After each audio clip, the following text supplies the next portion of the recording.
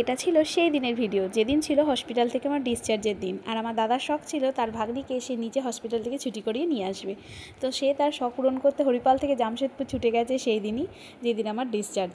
তো আমরা বাড়ির পথে যাচ্ছি এবং আমারও প্রচুর আনন্দ হচ্ছে, কারণ দুদিন হসপিটালে থাকার পর মনে হচ্ছে কতদিনই না হসপিটালে ছিলাম। সত্যি হসপিটাল জার্নিটা যেন একদম বিরক্তি রকমের।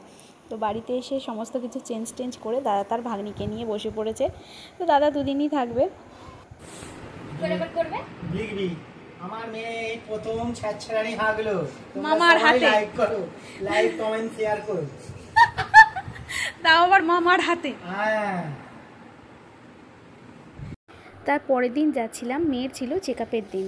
আমাদের এখানে রুল অনুযায়ী 2-3 দিন বাদে চাইল্ড স্পেশালিস্ট চেক আপ করেন। তো আমরা চলে গেলাম টাটা হসপিটালে। তো সেখানে চেক আপ হবে, আর এই যে এখানে ডাক্তারবাবু চেক আপ করছেন। চলো আজকের মতো এইটুকুনি, এরকম অনেক ভিডিও তোমরা দেখতে পাবে।